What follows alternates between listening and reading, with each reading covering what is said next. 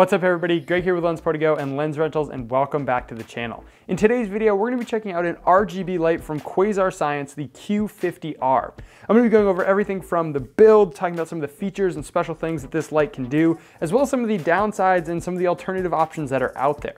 I'm also going to be using all of these Quasar Science lights to light this video right now. So I have a 4-foot one set up with our tungsten light for my key, as well as having some of these running on the rainbow behind me and the one that I'm holding right here. I'm going to be using them for all the B-roll as well. So if you really want to know what these lights can do, check out this video.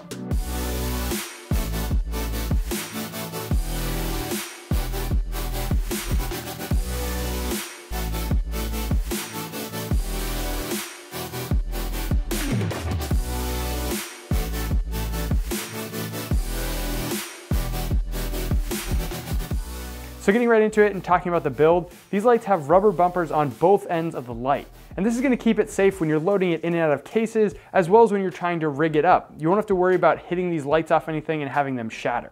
They're also built out of a really nice constructed aluminum and plastic, and that's going to keep them safe and working for a long time. The lights that I'm using right now are the 4-foot ones, and they come in at a super lightweight at only 2.5 pounds per bulb. Now this is pretty light and it makes it really easy to rig these up into odd places. They're also very small and slender, so you can tuck them into ceilings, you can tuck them into the corners of walls, and you can get them out of the way and have a really nice soft light. Them being 4 feet as well, you get this really nice stretched out light that if you put horizontal like I'm using right now for my key light, you get a really nice soft fall off instead of having that hard edge that comes from having a small point source. On one end of the light, you have the Nutric True 1 connector, which allows you to plug AC power into the light and plug it into the wall so you can run it off basically any other wall outlet because these are LEDs. You don't have to worry about too much power draw.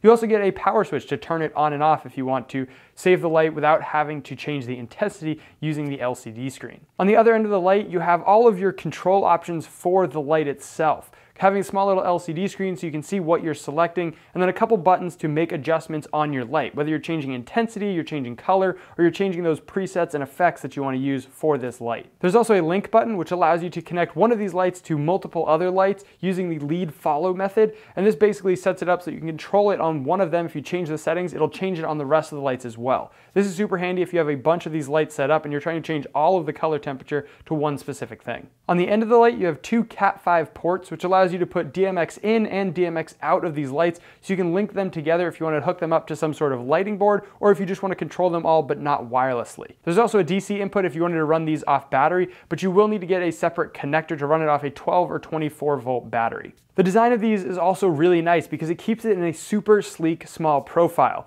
The ballast is built right into the light and allows you to hide these in the scene or actually use them as practicals and part of the set if you wanted to for like a music video or something like that. Going into some of the features of this light, it is an RGBX, and that X stands for your crossfade, so allowing you to go from tungsten to daylight, going from 2000 all the way up to 6000 Kelvin.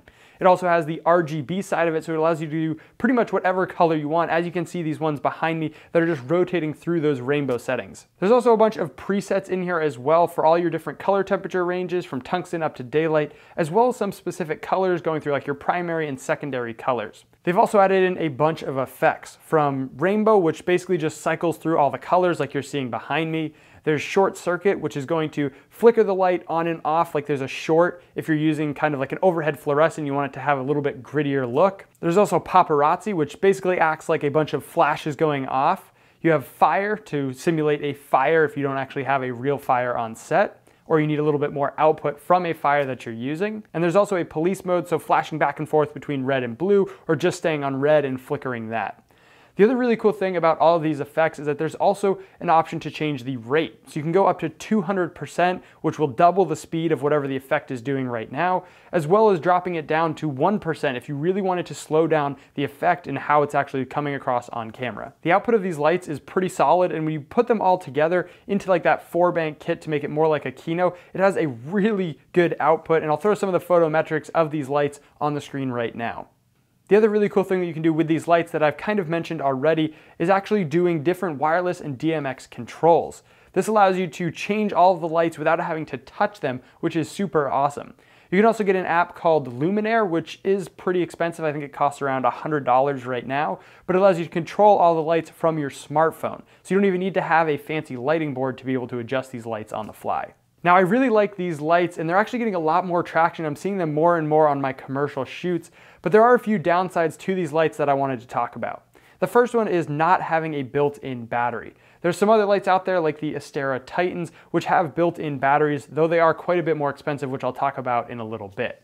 So that's one of the big downsides, is not having an internal battery to be able to hide these without having to have a 12 or 24 volt battery hooked up to it. The second thing is mounting them. With these brackets, it definitely helps, but if you're trying to mount a couple of them in different places, they can definitely get a little bit tricky because there's no 1/4-20 or threaded holes onto it. You either need to grab it with a big clamp or gaff tape it or something like that, which does give you the flexibility to kind of put it wherever, but it's a little bit limiting having to use these mounts. The next thing is the lead follow mode using the wireless settings.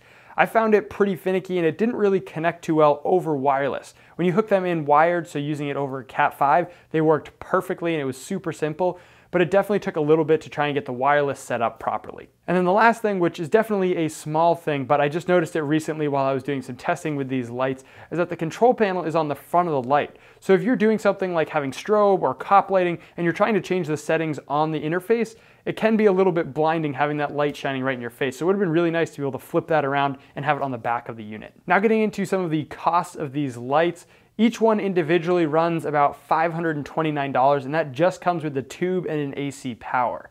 Quasar has put together a kit which is 4 of these tubes, a bunch of mounting brackets and all of that stuff, and that comes in at $3,200, which isn't cheap, but for some of the other options out there, it's definitely an affordable cost for how much flexibility you get with all these lights and being able to do pretty much any kind of setup that you need to in a smaller environment. Now earlier I mentioned one of the other options out there, and that's the Astera Titan tubes. Now these are great because they are built-in battery power. They also have the same kind of interface on them, so you can control them without having to have a separate app or something like that.